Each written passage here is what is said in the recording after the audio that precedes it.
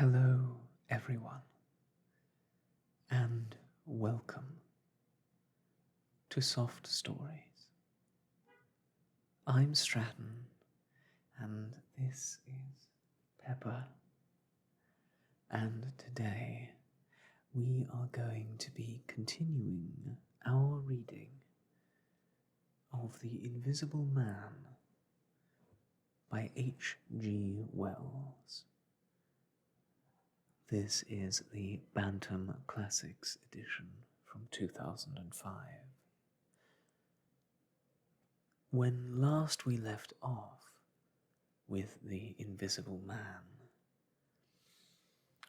it had come to light that he existed at all for the stranger who had been in Mrs. Hall's guest rooms at the inn in Iping had finally revealed himself to the prying townsfolk.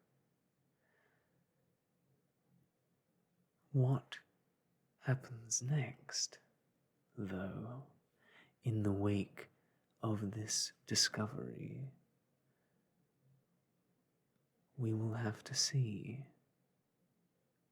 But I suspect that the town of Iping never had and never will have another Whit Monday like this one.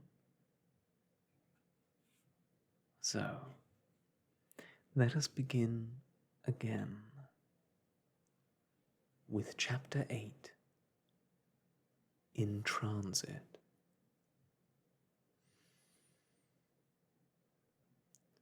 The 8th chapter is exceedingly brief and relates that Gibbons, the amateur naturalist of the district, while lying out on the spacious open downs without a soul within a couple of miles of him, as he thought, and almost dozing, heard, close to him, the sound as of a man, coughing, sneezing, and then swearing savagely to himself, and looking, beheld nothing. Yet the voice was indisputable. It continued to swear with that breadth and variety that distinguishes the swearing of a cultivated man. It grew to a climax, diminished again, and died away in the distance, going, as it seemed to him, in the direction of Aberdeen. It lifted to a spasmodic sneeze and ended. Gibbons had heard nothing of the morning's occurrences, but the phenomenon was so striking and disturbing that his philosophical tranquillity vanished. He got up hastily and hurried down the steepness of the hill towards the village, as fast as he could go.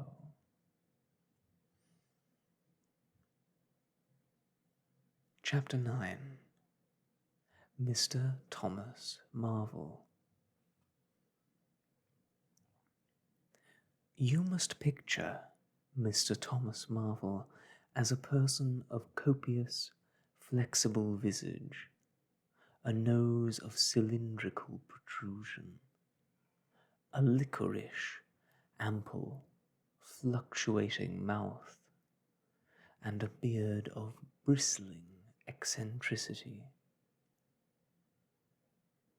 His figure inclined to embonpoint, His short limbs accentuated this inclination.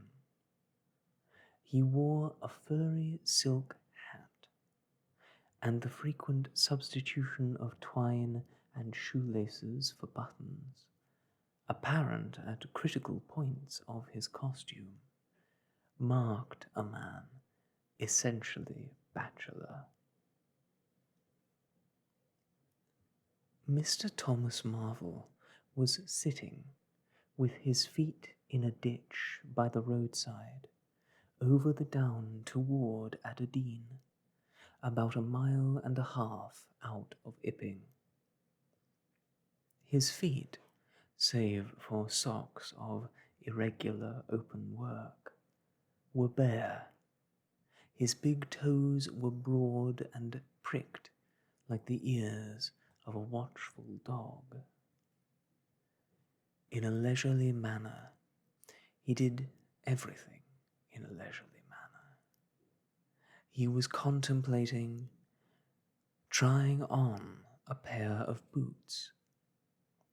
They were the soundest boots he had come across for a long time, but too large for him, whereas the ones he had were, in dry weather, a very comfortable fit, but too thin-soled for damp. Mr. Thomas Marvel hated roomy shoes, but then he hated damp. He had never properly thought out which he hated most, and it was a pleasant day, and there was nothing better to do. So he put the 4 shoes in a graceful group on the turf and looked at them. And seeing them there among the grass and springing agrimony, it suddenly occurred to him that both pairs were exceedingly ugly to see. He was not at all startled by a voice behind him. "They're boots, anyhow," said the voice. "They are charity boots," said Mr. Thomas Marvel, with his head on one side, regarding them distastefully. "And which is the ugliest pair in the whole blessed universe, I'm darned if I know." Said the voice. "I've worn worse. In fact, I've worn none. But none so audacious ugly, if you'll allow the expression. I've been kedging boots, in particular, for days, because I was sick of them. They're sound enough, of course, but a gentleman on tramp sees such a thundering lot of his boots. And if you'll believe me, I've raised nothing in the whole blessed country, try as I would, but them. Look at 'em. And a good country for boots, too, in a general way. But it's just my promiscuous luck. I've got my boots in this county 10 years or more, and then they treat you like this." "It's a beast of a county," said the voice, "and pigs for people." "Ain't it?" said Mr. Thomas Marvel. "Lord, but them boots, it beats it." He turned his head over his shoulder to the right to look at the boots of the interlocutor with a view to comparisons. And lo, where the boots of his interlocutor should have been were neither legs nor boots. He turned his head over his shoulder to the left, and there also were neither legs nor boots. He was irradiated by the dawn of a great amazement. "Where are you?" said Mr. Thomas Marvel over his shoulder and coming on all fours. He saw a stretch of empty downs with the wind swaying the remote green-pointed furze bushes. "Am I drunk?" said Mr. Marvel. "Have I had visions? Was I talking to myself? What the—" "Don't be alarmed," said a voice. "None of your ventriloquizing me," said Mr. Thomas Marvel, rising sharply to his feet. "Where are you? Alarmed, indeed." "Don't be alarmed," said a voice. "You'll be alarmed in a minute, you silly fool," said Mr. Thomas Marvel. "Where are you? Let me get my mark on you." "Are you buried?" said Mr. Thomas Marvel, after an interval. There was no answer. Mr. Thomas Marvel stood, bootless and amazed, his jacket nearly thrown off. "Peewit," said a peewit, very remote. "Peewit, indeed," said Mr. Thomas Marvel. "This ain't no time for foolery." The down was desolate, east and west, north and south. The road, with its shallow ditches and white bordering stakes, ran smooth and empty north and south. And, save for that peewit, the blue sky was empty too. "So help me," said Mr. Thomas Marvel, shuffling his coat onto his shoulders again. "It's the drink. I might have known." "It's not the drink," said the voice. "Keep your nerves steady." "Ow," said Mr. Marvel, and his face grew white amidst its patches. "It's the drink," his lips repeated, noiselessly. He remained staring about him, rotating slowly backwards. "I could have swore I heard a voice," he whispered. "Of course you did." "It's there again," said Mr. Marvel, closing his eyes and clapping his hand on his brow with a tragic gesture. He was suddenly taken by the collar and shaken violently, and left more dazed than ever. "Don't be a fool," said the voice. "I'm off my bloomin' chump," said Mr. Marvel. "It's no good. It's fretting about them blasted boots. I'm off my blessed bloomin' chump, or its spirit." "Neither one thing nor the other," said the voice. "Listen." "Chump," said Mr. Marvel. "1 minute," said the voice, penetratingly, tremulous with self-control. "Well?" said Mr. Marvel, with a strange feeling of having been dug in the chest by a finger. "You think I'm just imagination?" "Just imagination." "What else can you be?" said Mr. Marvel, rubbing the back of his neck. "Very well," said the voice, in a tone of relief. "Then I'm going to throw flints at you." until you think differently. But where are you?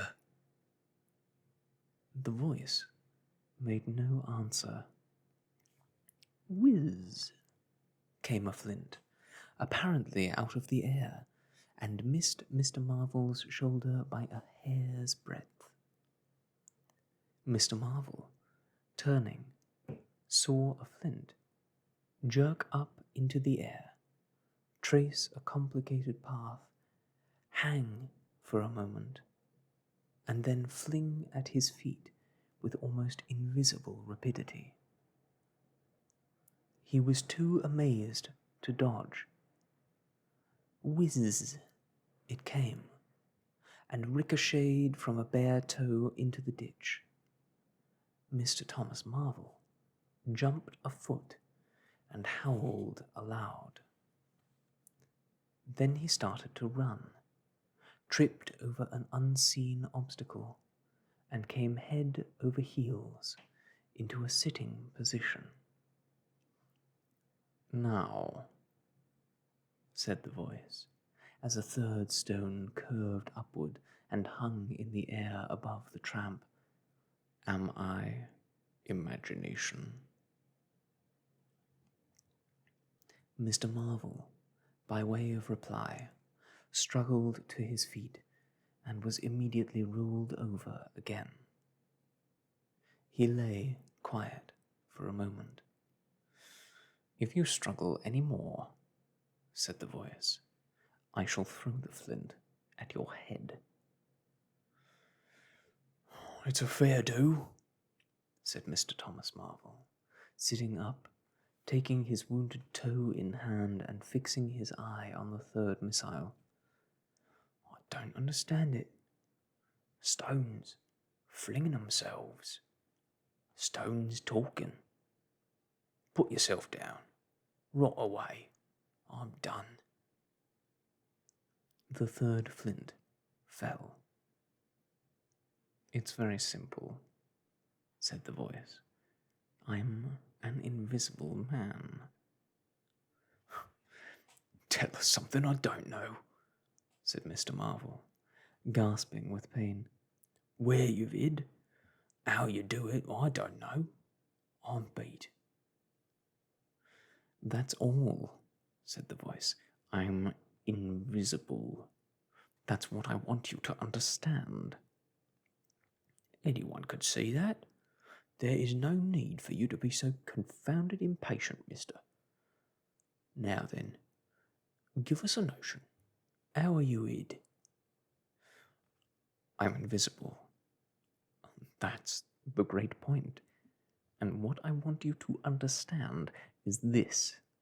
"But whereabouts?" interrupted Mr. Marvel.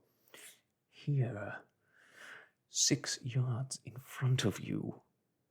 "Oh, come. I ain't blind. You'll be telling me next you're just thin air. I'm not one of your ignorant tramps." "Yes, I am. Thin air. You're looking through me." "What? Ain't there any stuff to you? Vox set, what is it? Jabber. Is that it?" "I am just a human being. Solid, needing food and drink, needing covering, too. But I'm invisible. You see? Simple idea. Invisible." "What? Real like?" "Yes, real." "Let's have a hand of you," said Mr. Marvel. "If you are real. It won't be so darn out of the way like then." "Lord," he said, "how you made me jump, gripping me like that." He felt the hand that had closed round his wrist with his disengaged fingers, and his fingers went timorously up the arm, patted a muscular chest, and explored a bearded face. Marvel's face was astonishment. I'm dashed, he said, if this don't beat cockfighting. Most remarkable. And there I can see a rabbit clean through you, half a mile away. Not a bit of you visible. Except... He scrutinized the apparently empty space keenly. You haven't been eating bread and cheese? He asked, holding the invisible arm. You're quite right, and it's not quite assimilated into the system. Said Mr. Marvel. Sort of ghostly, though. Well, of course, all this isn't half so wonderful as you think. It's quite wonderful enough for my modest wants, said Mr. Thomas Marvel. How'd you manage it? How the deuce is it done? It's too long a story, and besides, I tell you, the whole business fair beats me, said Mr. Marvel. What I want to say at present is this. I need help. I have come to that. I came upon you suddenly. I was wandering, mad with rage, naked, impotent. I could have murdered. And I saw you. Lord, said Mr. Marvel. I came up behind you, hesitated, went on.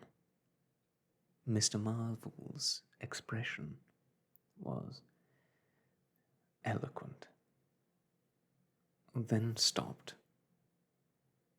Here, I said, is an outcast like myself. This is the man for me. So I turned back and came to you. You and... Lord, said Mr. Marvel, but I'm all in a dizzy. May I ask, how is it?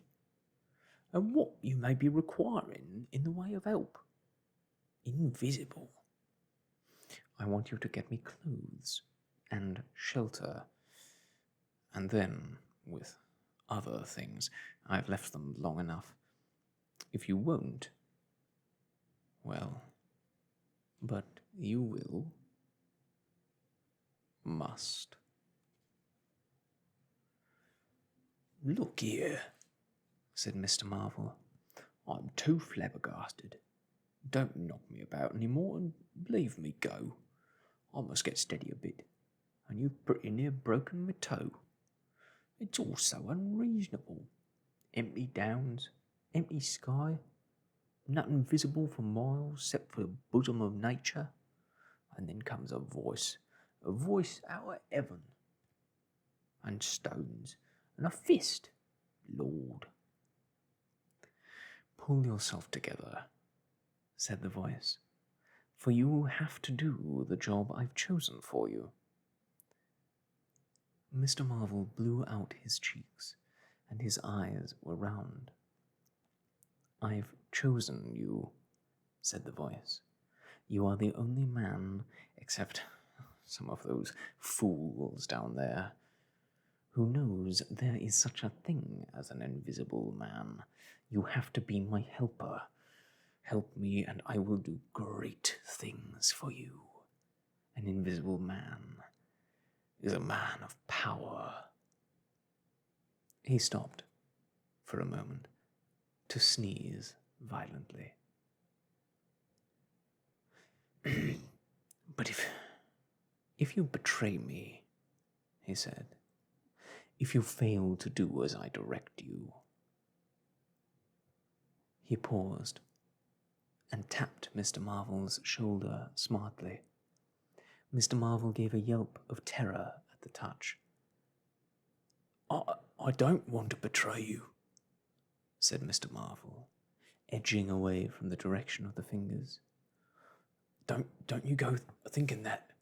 Whatever you do, all I want to do is help you. Just tell me what I got to do. Lord, whatever you want done, then I'm most willing to do. Chapter 10. Mr. Marvel's Visit to Iping. After the first gusty panic had spent itself, Iping became argumentative. Skepticism suddenly reared its head, rather nervous skepticism, not at all assured of its back, but skepticism nonetheless. It is so much easier not to believe in an invisible man, and those who had actually seen him dissolve into air or felt the strength of his arm could be counted on the fingers of 2 hands. And of these witnesses, Mr. Rogers was presently missing, having retired impregnably behind the bolts and bars of his own house, and Jaffers was lying, stunned, in the parlour of the Coach and Horses.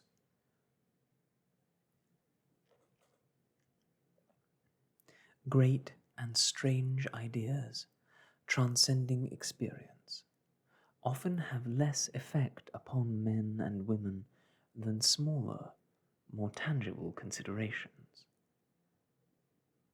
Iping was gay with bunting, and everybody was in gala dress. Whit Monday had been looked forward to for a month or more.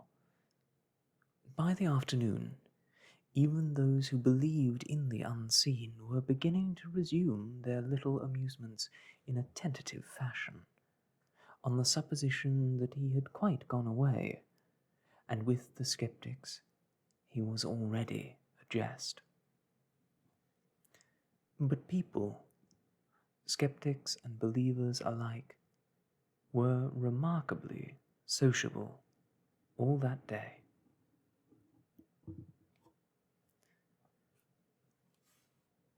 Haysman's Meadow was gay with a tent, in which Mrs. Bunting and other ladies were preparing tea, while, without, the Sunday school children ran races and played games under the noisy guidance of the curate and the Misses Cuss and Sackbut.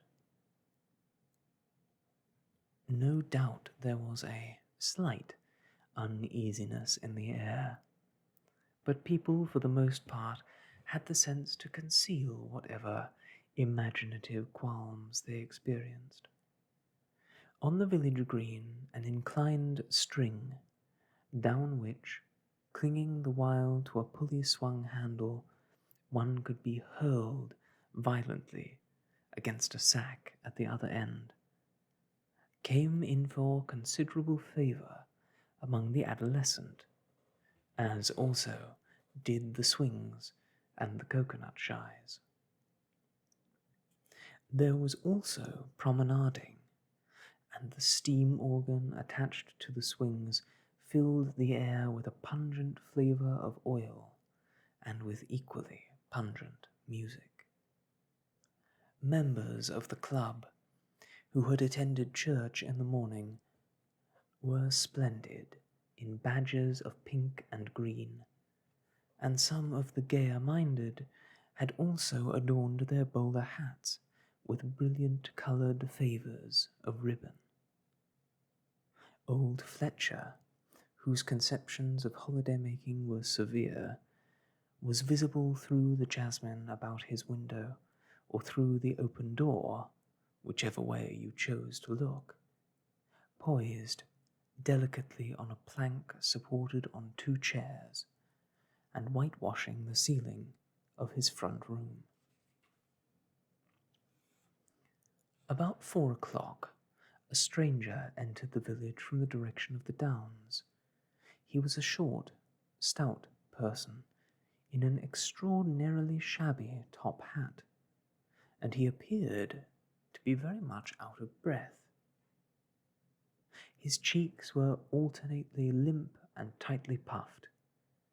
His mottled face was apprehensive, and he moved with a sort of reluctant alacrity. He turned the corner by the church and directed his way to the Coach and Horses. Among others, old Fletcher remembers seeing him, and indeed the old gentleman was so struck by his peculiar agitation that he inadvertently allowed a quantity of whitewash to run down the brush into the sleeve of his coat while regarding him. This stranger, to the perceptions of the proprietor of the coconut shy, appeared to be talking to himself, and Mr. Huckster remarked the same thing. He stopped at the foot of the coach and horse's steps, and according to Mr. Huckster, appeared to undergo a severe internal struggle before he could induce himself to enter the house.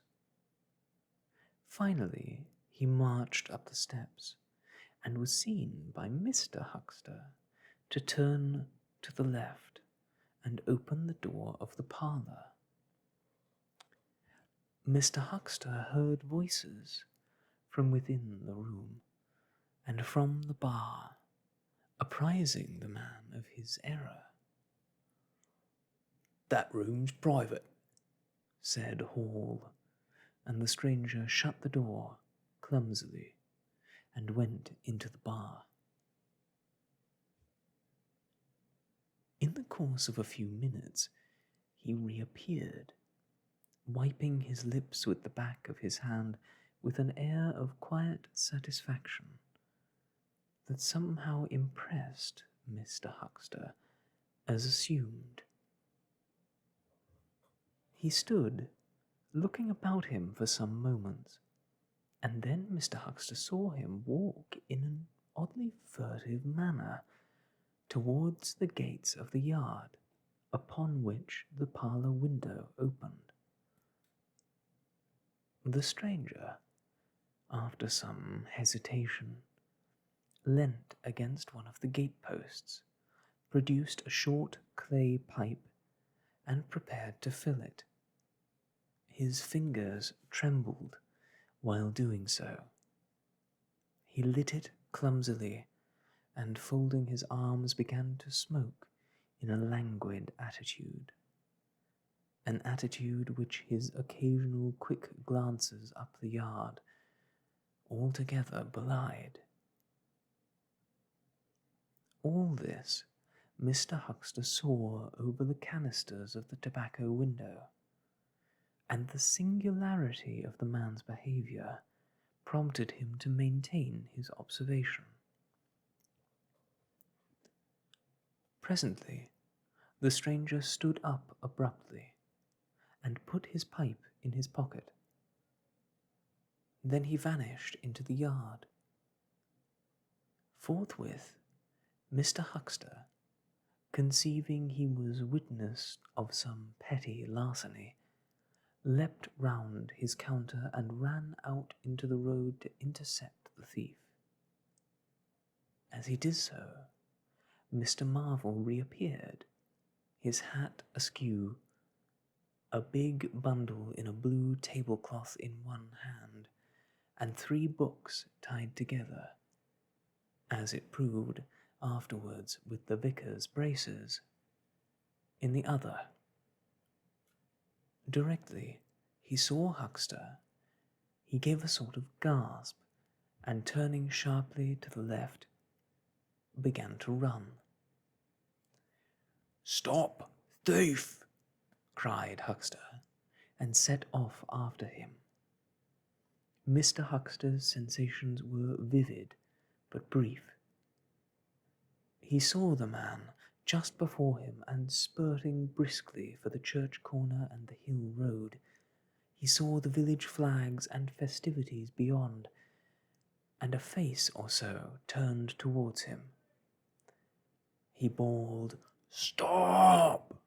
again, and had hardly gone 10 strides before his shin was caught in some mysterious fashion, and he was no longer running, but flying with inconceivable rapidity through the air. He saw the ground suddenly close to his face. The world seemed to splash into a million whirling specks of light, and subsequent proceedings interested him no more. Chapter 11. In the Coach and Horses. Now, in order to clearly understand what had happened in the inn, it is necessary to go back to the moment when Mr. Marvel first came into view of Mr. Huxter's window. At that precise moment, Mr. Cuss and Mr. Bunting were in the parlour. They were seriously investigating the strange occurrences of the morning, and were, with Mr. Hall's permission, making a thorough examination of the invisible man's belongings. Jaffers had partially recovered from his fall and had gone home in the charge of his sympathetic friends. The stranger's scattered garments had been removed by Mrs. Hall, and the room tidied up. And on the table under the window, where the stranger had been wont to work, Cuss had hit almost at once on 3 big books in manuscript, labelled Diary. "Diary," said Cuss, putting the 3 books on the table. "Now, at any rate, we shall learn something." The vicar stood with his hands on the table. "Diary," repeated Cuss, sitting down, putting 2 volumes to support the 3rd, and opening it.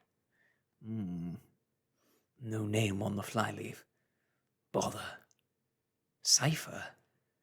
And figures. The vicar came round to look over his shoulder.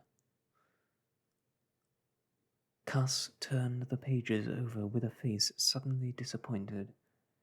Dear me, it's all cipher, Bunting." "There are no diagrams?" asked Mr. Bunting. "No illustrations throwing light?" "See for yourself," said Mr. Cuss. "Some of it's mathematical, and some of it's Russian, or some such language, to judge by the letters, and some of it's Greek. Now the Greek, I thought you—" "Oh, of course," said Mr. Bunting, taking out and wiping his spectacles, and feeling, suddenly, very uncomfortable, for he had no Greek left in his mind worth talking about. "Yes, the Greek, of course, may furnish a clue." "I'll find you a place."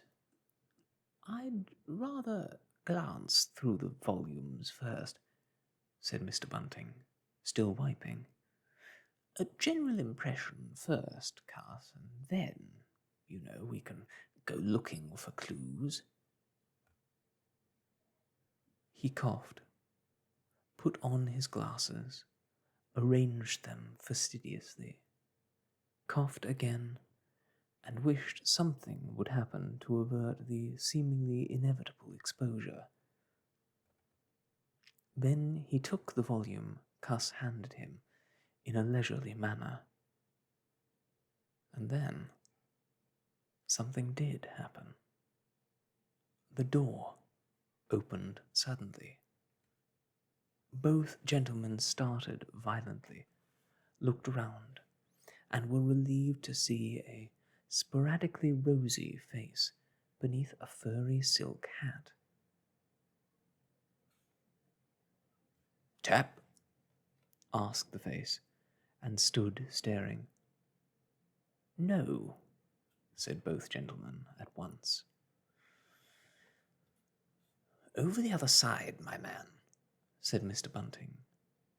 "And please shut that door," said Mr. Cuss, irritably. All right, said the intruder, as it seemed, in a low voice curiously different from the huskiness of its first inquiry. Right you are, said the intruder in the former voice. Stand clear. And he vanished and closed the door. A sailor, I should judge, said Mr. Bunting. Amusing fellows they are. Stand clear, indeed. A nautical term referring to his getting back out of the room, I suppose. I dare say so, said Cuss. My nerves are all loose today. It's quite made me jump. The door opening like that. Mr. Bunting smiled, as if he had not jumped. And now, he said with a sigh, these books. 1 minute, said Cuss, and went and locked the door. Now, I think, we are safe from interruption. Someone sniffed as he did so. One thing is indisputable, said Bunting, drawing up a chair next to that of Cuss. There certainly have been very strange things happening in Iping during the last few days. Very strange. I cannot, of course, believe in this absurd invisibility story. It's incredible, said Cuss. Incredible. But the fact remains that I certainly saw right down his sleeve. But did you? Are you sure? Suppose a mirror, for instance. Hallucinations are so easily produced. I don't know if you've ever really seen a good conjurer. I won't argue again, said Cuss. We've threshed that out, Bunting. And just now there's these books. Ah, here's some of what I take to be Greek. Greek letters, certainly. He pointed to the middle of the page. Mr. Bunting flushed slightly and brought his face nearer, apparently finding some difficulty with his glasses. Suddenly he became aware of a strange feeling at the nape of his neck. He tried to raise his head and encountered an immovable resistance. The feeling was a curious pressure, the grip of a heavy, firm hand, and it bore his chin irresistibly to the table. Don't move, little man, whispered a voice, or I'll brain you both. He looked into the face of Cuss, close to his own, and each saw a horrified reflection of his own sickly astonishment. I'm sorry to handle you so roughly, said the voice, but it's unavoidable. Since when did you learn to pry into an investigator's private memoranda? Said the voice, and the two chins struck the table simultaneously, and 2 sets of teeth rattled. Since when did you learn to invade the private rooms of a man in misfortune? And the concussion was repeated. Where have they put my clothes? Listen, said the voice. The windows are fastened, and I've taken the key out of the door. I'm a fairly strong man, and I have the poker handy, besides being invisible. There's not the slightest doubt that I could kill you both, and get away quite easily if I wanted to. Do you understand? Very well. If I let you go, will you promise not to try any nonsense, and to do what I tell you? The vicar and the doctor looked at one another, and the doctor pulled a face.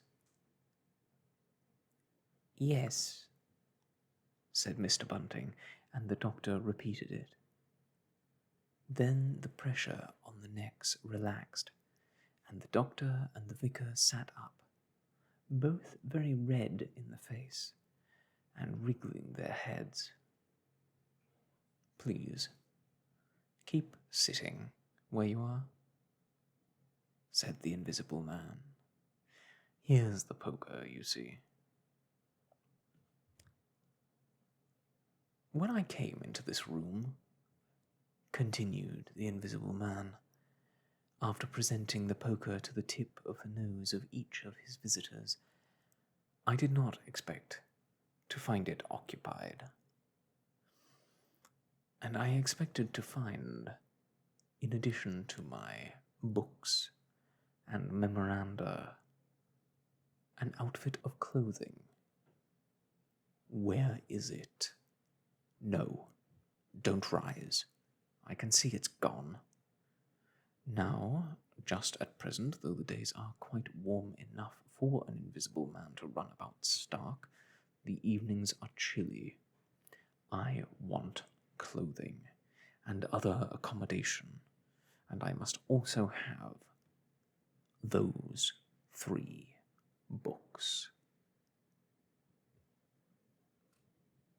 Chapter 12. The Invisible Man loses his temper.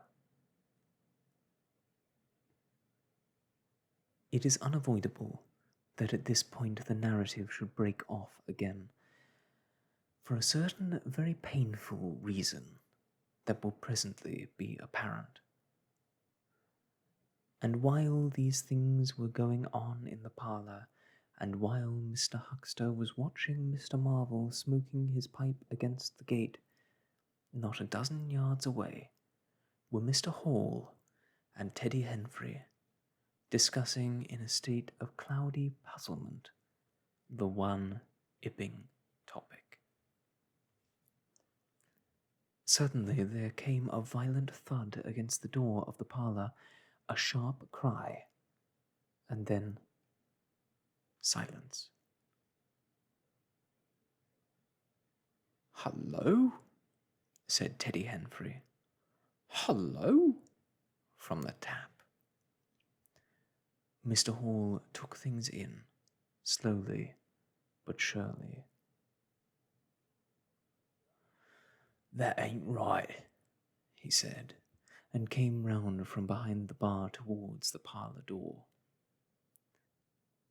He and Teddy approached the door together, with intent faces, their eyes considered.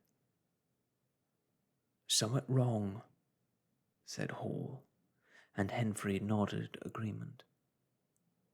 Whiffs of an unpleasant chemical odour met them, and there was a muffled sound of conversation, very rapid and subdued. "You all right there?" asked Hall, rapping. The muttered conversation ceased abruptly. For a moment, silence. Then the conversation was resumed, in hissing whispers. Then a sharp cry of, "No! No, you don't!" There came a sudden motion and the oversetting of a chair, a brief struggle. Silence again.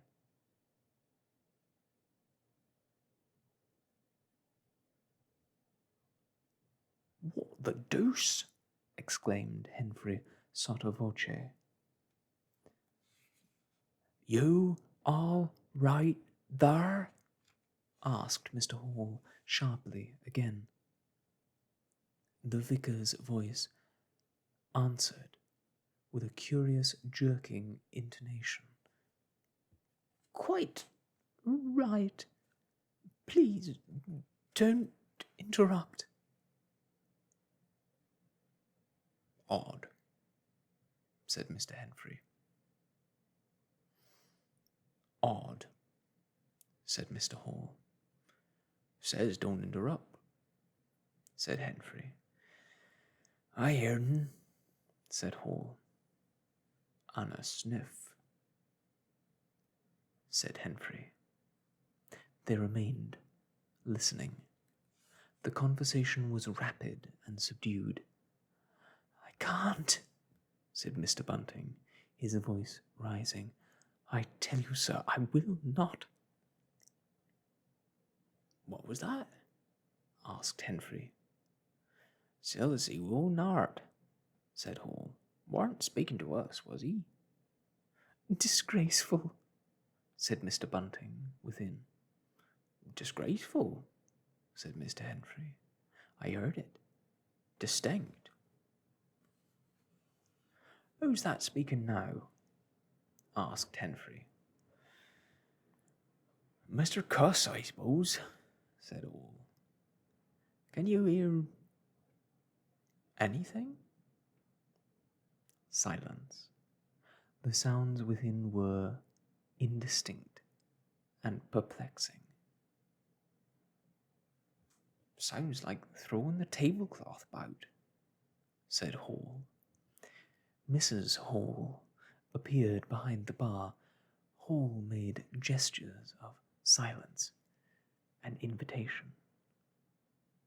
This roused Mrs. Hall's wifely opposition. What you listening there for, Hall? She asked. Ain't you nothing better to do? Busy day like this? Hall tried to convey everything by grimaces and dumb show, but Mrs. Hall was obdurate. She raised her voice, so Hall and Henry, rather crestfallen, tiptoed back to the bar, gesticulating to explain to her. At first she refused to see anything in what they had heard at all.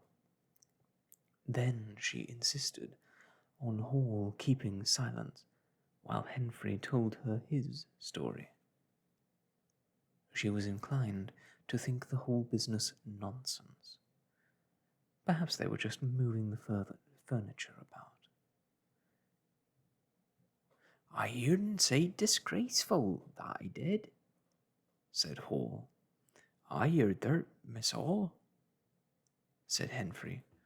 Like as not, began Mrs. Hall.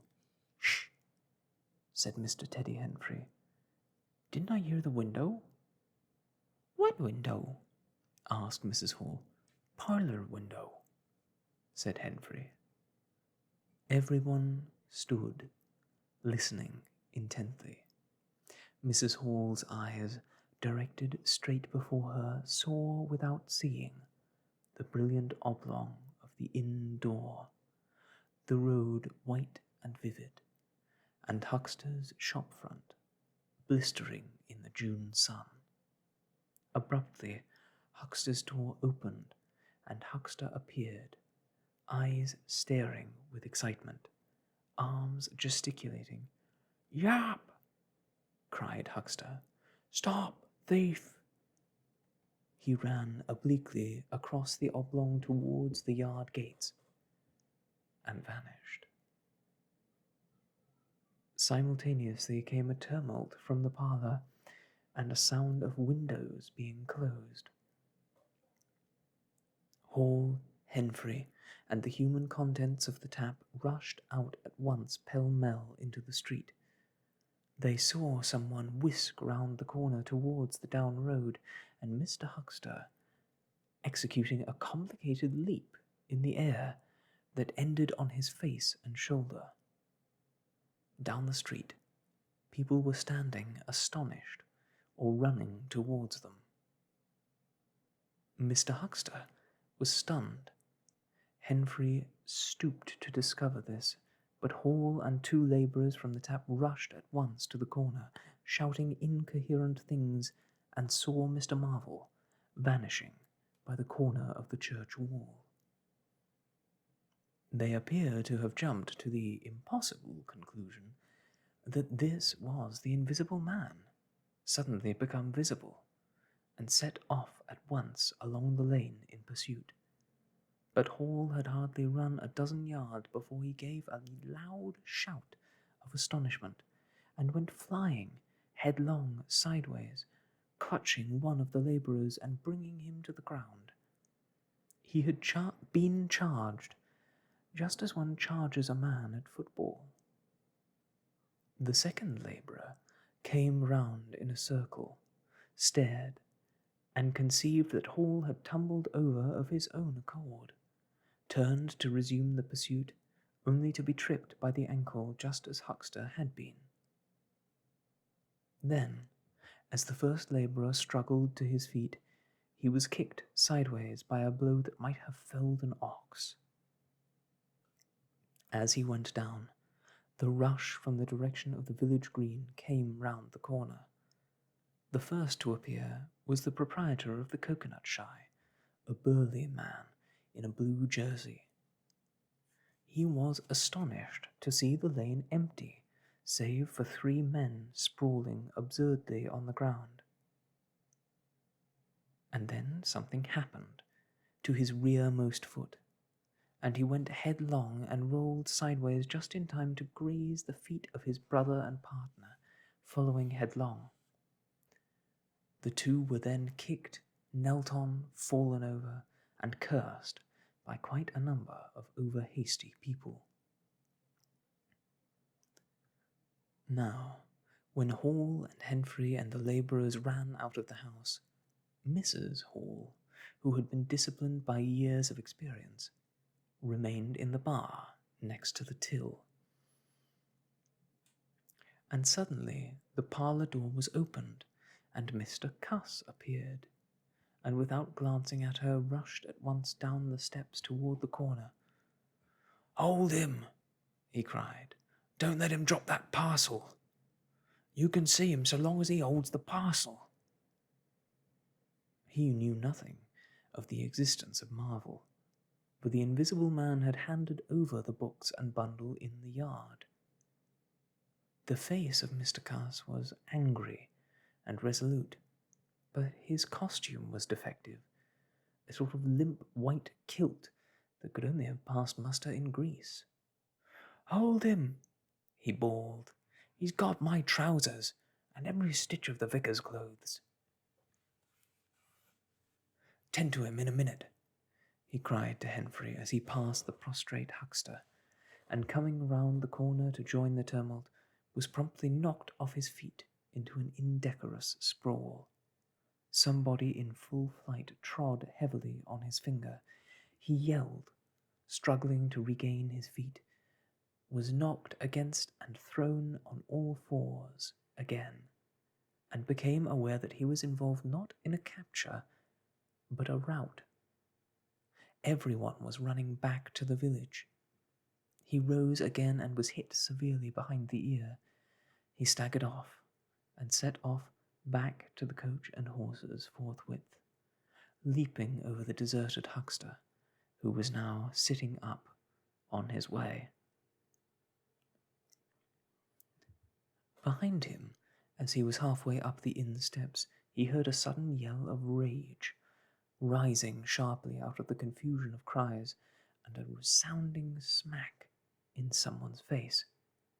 He recognized the voice as that of the invisible man, and the note was that of a man suddenly infuriated by a painful blow.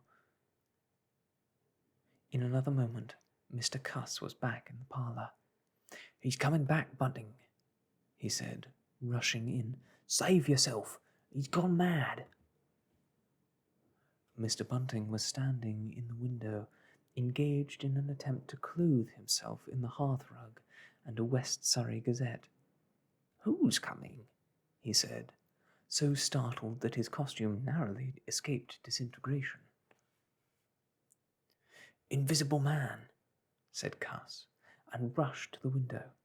"We'd better clear out from here. He's fighting mad. Mad!" In another moment, he was out in the yard.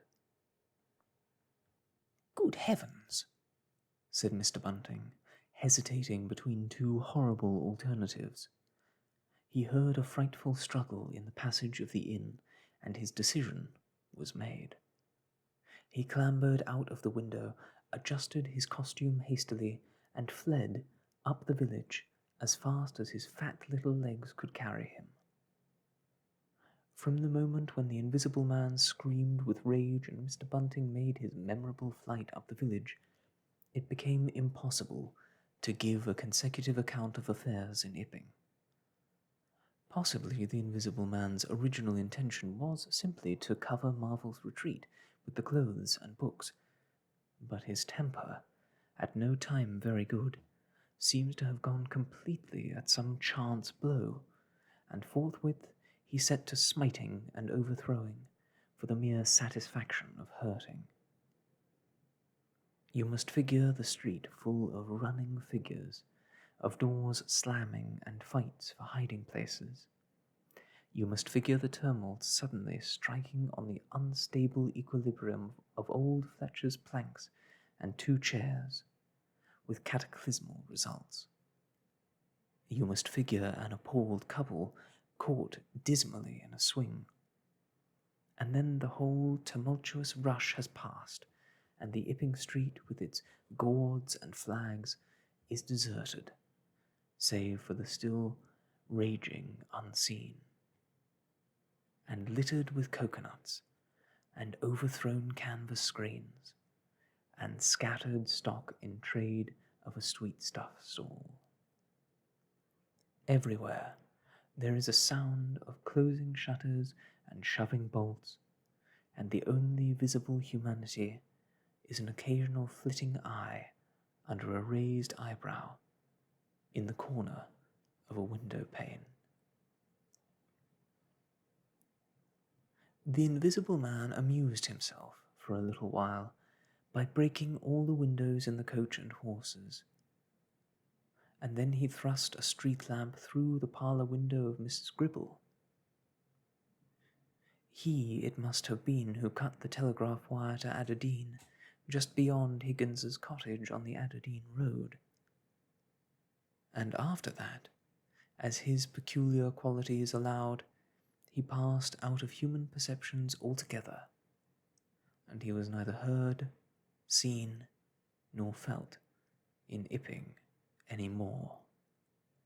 He vanished, absolutely. But it was the best part of 2 hours before any human being ventured out again into the desolation of Iping Street. Chapter 13. Mr. Marvel discusses his resignation. When the dusk was gathering and Iping was just beginning to peep timorously forth again upon the shattered wreckage of its bank holiday, a short, thick-set man in a shabby silk hat was marching painfully through the twilight behind the beech woods on the road to Bramblehurst. He carried 3 books bound together by some sort of ornamental elastic ligature, and a bundle wrapped in a blue tablecloth. His rubicund face expressed consternation and fatigue. He appeared to be in a spasmodic sort of hurry. He was accompanied by a voice other than his own, and ever and again he winced under the touch of unseen hands. "If you give me the slip again," said the voice, "if you attempt to give me the slip again." "Lord," said Mr. Marvel, "that shoulder's a mass of bruises as it is." "On my honour," said the voice, "I will kill you." "I didn't try to give you the slip," said Marvel, in a voice that was not far remote from tears. "I swear I didn't. I didn't know the blessed turning, that was all. How the devil was I to know the blessed turning? As it is, I've been knocked about." "You will get knocked about a great deal more if you don't mind," said the voice, and Mr. Marvel abruptly became silent.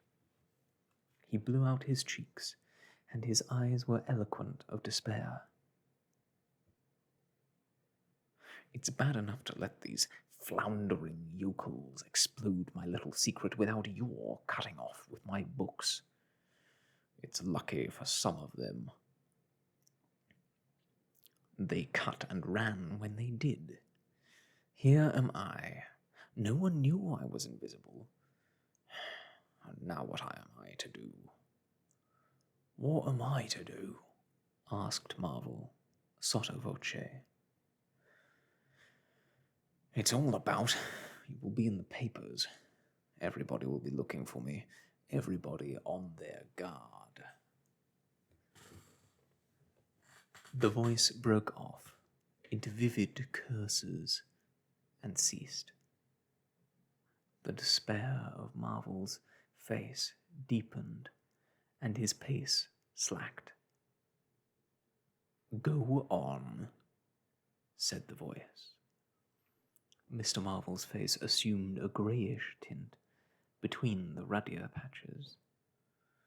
Don't drop those books, stupid, said the voice, sharply, overtaking him. The fact is, said the voice, I shall have to make use of you. You're a poor tool, but I must. I'm a miserable tool, said Marvel. You are, said the voice. I'm the worst possible tool you could have, said Marvel. I'm not strong, he said, after a discouraging silence. I'm not over strong, he repeated. No? And my art is weak. That little business. I pulled it through, of course, but bless you, I could have dropped. Well, I haven't the nerve and strength for the sort of thing you want. I'll stimulate you. I wish you wouldn't. I wouldn't like to mess up your plans, but I might, out of sheer funk and misery. You'd better not, said the voice, with quiet emphasis. I wish I was dead, said Marvel. It ain't justice, he said. You must admit, it seems to me I've a perfect right. Get on, said the voice. Mr. Marvel mended his pace, and for a time they went in silence again. It's devilish hard, said Mr. Marvel. This was quite ineffectual. He tried another tack. What do I make by it? He began again, in a tone of unendurable wrong. Oh, shut up, said the voice, with sudden amazing vigour. I'll see to you all right. You do what you're told. You'll do it all right. You're a fool and all that, but you'll do. I tell you, sir, I'm not the man for it. Respectfully, but it is so. If you don't shut up, I shall twist your wrist again, said the invisible man. I want to think. Presently, 2 oblongs of yellow light appeared through the trees, and the square tower of a church loomed through the gloaming. I shall keep my hand on your shoulder, said the voice, all through the village. Go straight through, and try no foolery. It will be the worse for you if you do. I know that, sighed Mr. Marvel. I know that all right. The unhappy-looking figure in the obsolete silk hat passed up the street of the little village with his burdens and vanished into the gathering darkness beyond the lights of the windows. Chapter 14. At Port Stowe. 10 o'clock the next morning found Mr. Marvel, unshaven, dirty, and travel-stained, sitting with the books beside him and his hands deep in his pockets, looking very weary, nervous, and uncomfortable, and inflating his cheeks at frequent intervals on the bench outside a little inn on the outskirts of Port Stowe.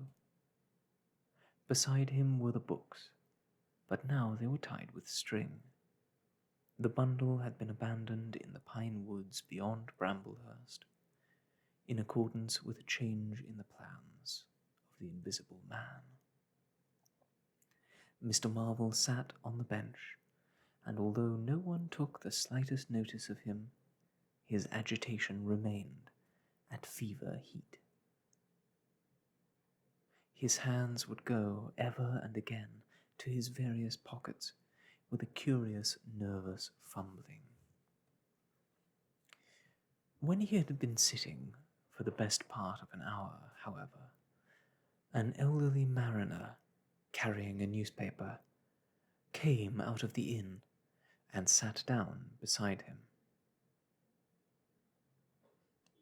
"Pleasant day," said the mariner. Mr. Marvel glanced about him with something very like terror. "Very," he said. "Just seasonable weather for the time of year," said the mariner, taking no denial. "Quite," said Mr. Marvel. The mariner produced a toothpick, and, saving his regard, was engrossed thereby for some minutes. His eyes, meanwhile, were at liberty to examine Mr. Marvel's dusty figure and the books beside him. As he had approached Mr. Marvel, he had heard a sound like the dropping of coins into a pocket. He was struck by the contrast of Mr. Marvel's appearance with this suggestion of opulence. Thence his mind wandered back again to a topic that had taken a curiously firm hold of his imagination. "Books?" he said suddenly, noisily finishing with the toothpick. Mr. Marvel started and looked at them. "Oh, yes. They're books. There's some extraordinary things in books," said the mariner. "I believe you," said Mr. Marvel. "And some extraordinary things out of 'em," said the mariner. "True, likewise," said Mr. Marvel. He eyed his interlocutor and then glanced about him. "There's some extraordinary things in newspapers, for example." "There are. In this newspaper," said the mariner. "Ah," said Mr. Marvel. "There is a story," said the mariner, fixing Mr. Marvel with an eye that was firm and delicate. "There's a story about an invisible man, for instance." Mr. Marvel pulled his mouth askew and scratched his cheek and felt his ears glowing. What will they be writing next? He asked, faintly. Austria or America? Neither, said the mariner. Here. Lord, said Mr. Marvel, starting. When I say here, said the mariner, to Mr. Marvel's intense relief, I don't of course mean here in this place. I mean hereabouts. An invisible man, said Mr. Marvel. And what's he been up to? Everything, said the mariner, controlling Marvel with his eye, and then amplifying. Every blessed thing. I ain't seen a paper these 4 days, said Marvel. Iping's the place he started at, said the mariner. Indeed, said Mr. Marvel. He started there, and where he came from, nobody don't seem to know. Here it is. Peculiar story from Iping. And it says in this paper that the evidence is extraordinary strong. Extraordinary. Lord, said Mr. Marvel. But then it's an extraordinary story. There's a clergyman and a medical gent witnesses. Saw him all right and proper. Or leastways, didn't see him. He was staying, it seems,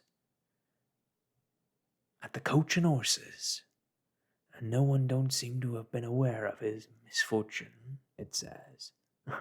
Aware of his misfortune. Until in an alteration at the inn, it says, his bandages on his head was torn off.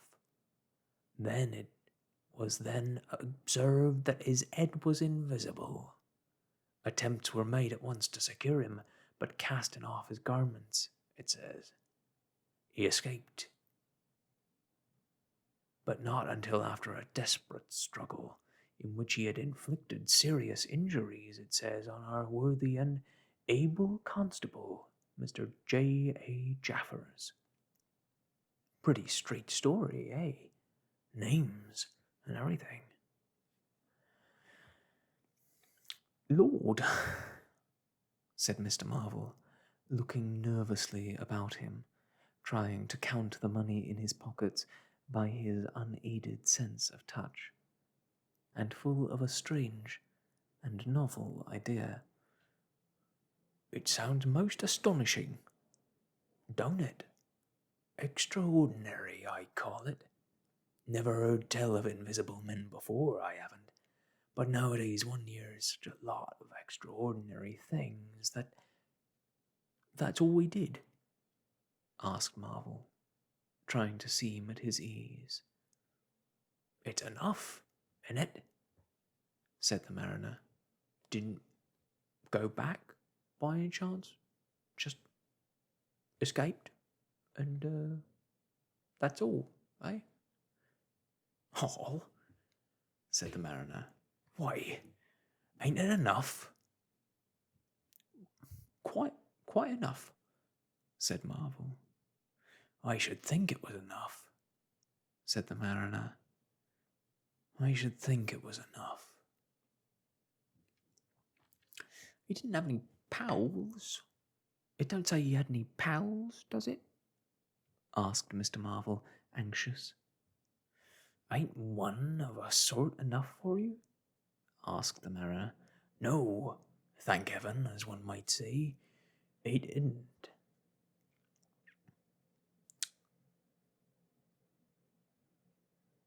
He nodded his head slowly. It makes me regular uncomfortable, the bare thought of that chap running around the country. He is at present at large, and from certain evidence it is supposed that he has took I suppose they mean the road to Port Stowe. You see, we're right in it. None of your American wonders this time. And just think of the things he might do. Where'd you be if he took a drop over and above and had a fancy to go for you? Suppose he wants to rob you. Who can prevent him?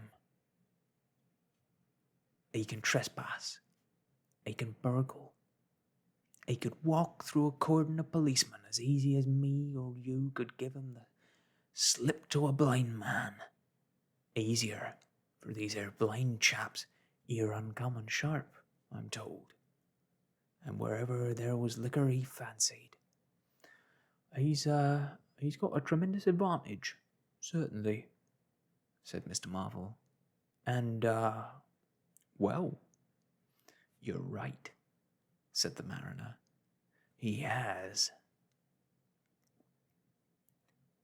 All this time, Mr. Marvel had been glancing about him intently, listening for faint footfalls, trying to detect imperceptible movements. He seemed on the point of some great resolution. He coughed behind his hand. He looked about him again, listened, bent towards the mariner, and lowered his voice. The fact of it is, I happen to know just a thing or two about this invisible man from private sources. Ah, Said the mariner. You? yes, said Mr. Marvel. me. Indeed, said the mariner. And may I ask? You'll be astonished, said Mr. Marvel behind his hand. It's tremendous. Indeed, said the mariner. The fact is, began Mr. Marvel eagerly in a confidential undertone. Suddenly, his expression changed marvellously. Oh, he said. He rose stiffly in his seat. His face was eloquent of physical suffering. oh, He said. what's up? Said the mariner, concerned. Toothache, Said Mr. Marvel, and put his hand to his ear. He caught hold of his books. I must be getting on, I think, he said. He edged in a curious way along the seat away from his interlocutor. But you was just a-gonna tell me about this here invisible man, protested the mariner. Mr. Marvel seemed to consult with himself. Oaks, Said a voice. it's a hoax, Said Mr. Marvel. but it's in the paper, Said the mariner.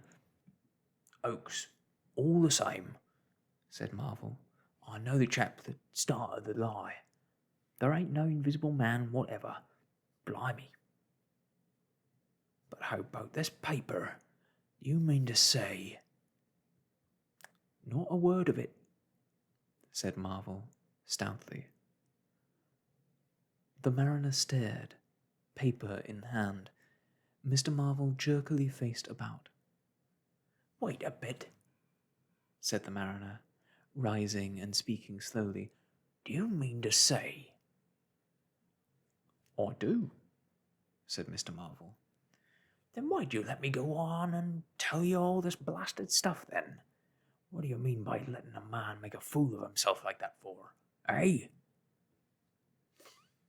Mr. Marvel blew out his cheeks. The mariner was suddenly very red indeed. He clenched his hands. I've been talking here this 10 minutes, he said, and you little pot-bellied, leather-faced son of an old boot, couldn't have the elementary manners. Don't you come bandying words with me, said Mr. Marvel. Bandying words. I'm a jolly good mind. Come up, said a voice, and Mr. Marvel was suddenly whirled about and started marching off in a curious, spasmodic manner. You'd better move on, said the mariner. Who's moving on? Said Mr. Marvel. He was receding obliquely, with a curious hurrying gait, with occasional violent jerks forward. Some way along the road he began a muttered monologue, protests and recriminations.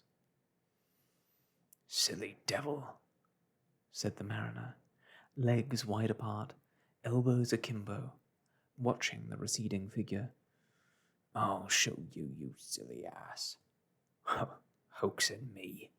It's here, on the paper. Mr. Marvel retorted incoherently, and, receding, was hidden by a bend in the road, but the mariner still stood, magnificent in the midst of the way, until the approach of a butcher's cart dislodged him. Then he turned himself towards Portstow. Full of extraordinary asses, he said softly to himself, just to take me down a bit. That was a silly game. It's on the paper. And there was another extraordinary thing he was presently to hear that had happened quite close to him, and that was a vision of a fistful of money, no less, travelling without visible agency along by the wall at the corner of St. Michael's Lane. A brother mariner had seen this wonderful sight that very morning. He had snatched at the money forthwith, and had been knocked headlong, and when he had got to his feet, the butterfly money had vanished. Our mariner was in the mood to believe anything, he declared, but that was a bit too stiff. Afterwards, however, he began to think things over. The story of the flying money was true, and all about that neighbourhood, even from the August London and Country Banking Company, from the tills of the shops and inns, doors standing that sunny weather entirely open, money had been quietly and dexterously making off that day, in handfuls and rouleaux, floating quietly along by walls and shady places, dodging quickly from the approaching eyes of men. And it had, though no man had traced it, invariably ended its mysterious flight in the pocket of that agitated gentleman in the obsolete silk hat, sitting outside of the little inn on the outskirts of Portstow. And that, my friends, is where we will end our reading for now. Intriguing, now that word has gotten out about the invisible man, and he has coerced an accomplice. It will be fascinating to see what happens next in this little story. I hope you'll join me next time on Soft Stories. But until then, I must bid you adieu. I and Pepper back there wish you all the best. And goodbye.